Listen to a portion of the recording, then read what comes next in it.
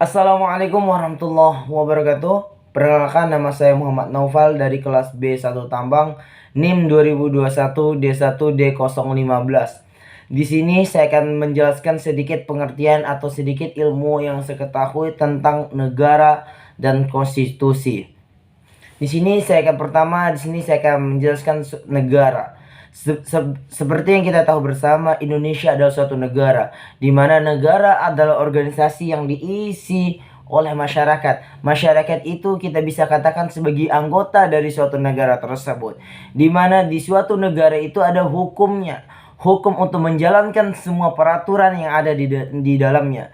Kalaupun tidak ada hukum yang ada di dalamnya, kalaupun tidak ada konstitusi yang ada di dalam suatu negara, negara tersebut tidak akan berjalan sesuai apa yang telah dirancang.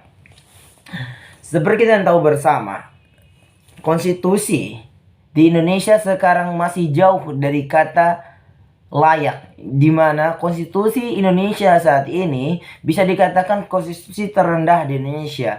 Kenapa bisa dikatakan seperti itu? Karena rata-rata konstitusi di Indonesia saat ini sudah tidak mementingkan adab dan akhlak. Mengapa demikian? Karena orang-orang zaman sekarang lebih mengedepankan sistem kekeluargaan dan sistem money politik, dimana jika kita menggunakan money politik itu, maka kita secara mudah untuk meraih suatu jabatan, meraih suatu kemenangan di dalam konstitusi hukum tersebut. Dan juga teman-teman, dan juga di sini kita akan menoleh ke belakang lagi tentang negara. Seperti yang kita ketahui semua, negara ini adalah suatu bentuk organisasi besar yang dihuni oleh banyak sekali anggota di dalamnya, di mana negara tersebut ini dipimpin oleh satu pemimpin, di mana pemimpin ini harus bersikap adil kepada seluruh masyarakatnya, tidak bersikap diktator atau memilih satu pihak untuk dipimpinnya. Dan juga seperti kita ketahui semua teman-teman semua, Indonesia sudah berganti presiden selama 7 kali. Di mana presiden pertama kita, Presiden Soekarno, seorang bapak proklamator, di mana Presiden Soekarno ini membangun negara dengan susah payahnya. Dan kedua dilanjutkan oleh Soekarno-Hatta, bisa kita sebut dengan bapak pembangunan. Kenapa bapak pembangunan? Karena di zaman era Soeharto, pembangunan di Indonesia itu merata tanpa terkecuali, di mana gedung-gedung pencakar langit sudah mulai ada di Indonesia, dan banyak sekali jalan-jalan baru yang dibuat oleh Presiden Soekarno. Tetapi lama kelamaan Presiden Soeharto lebih memilih suatu kaum, atau bisa dikatakan Presiden Soeharto ada presiden yang diktator, atau mau menang sendiri, atau ingin menguasai negara ini sendiri tanpa mementingkan kebijakan, tanpa mementingkan hak asasi masyarakat atau hak asasi manusia yang ada di suatu negara tersebut, teman-teman. Dan ketiga ada Bapak B.J. Habibie, di mana Bapak B.J. Habibie ini adalah presiden ketiga Indonesia yang melanjutkan era Orde Baru setelah Bapak Soeharto, di mana Bapak Habibie ini naik menjadi presiden saat demo besar-besaran di tahun 98.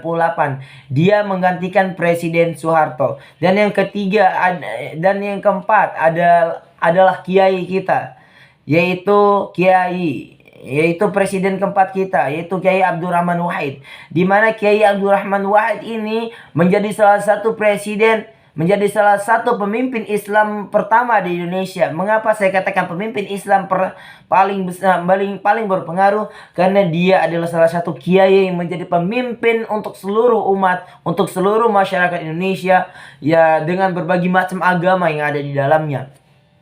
Dan juga untuk presiden kelima di sini kita ada presiden wanita, di mana ini adalah presiden wanita pertama. Tetapi presiden wanita ini tidak menjalankan apa yang menjadi kewajibannya, karena pada saat itu presiden ini dipilih melalui musyawarah di Dewan Perwakilan Rakyat, tidak dipilih langsung oleh masyarakat.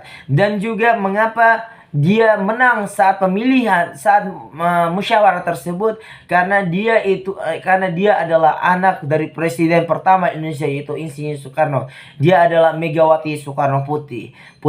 Dan yang keenam adalah Presiden Susilo Bambang Yudhoyono. Ini adalah presiden paling berpengaruh di Indonesia saat ini. Mengapa demikian? Karena Presiden SBY adalah salah satu presiden yang dapat mengubah paradigma pola pikir masyarakat tentang hidup kewarganegaraan.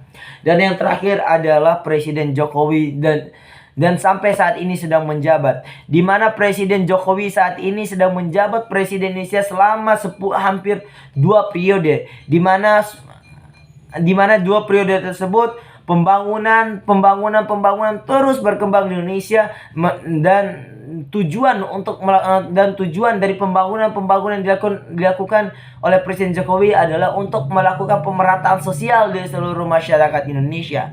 Mungkin hanya itu yang saya dapat jelaskan tentang konstitusi dan hukum. Sekali lagi, negara kita adalah negara besar, dan negara besar adalah negara yang mau melakukan hukum konstitusi yang adil. Oleh karena itu, kita doakan agar hukum di Indonesia ini tidak tumpul ke bawah. Semoga hukum di Indonesia tetap runcing, tetap tajam, tetap mementingkan adab hukum dan konstitusi. Mungkin hanya itu. Terima kasih. Saya Muhammad Noval. Wassalamualaikum warahmatullahi wabarakatuh.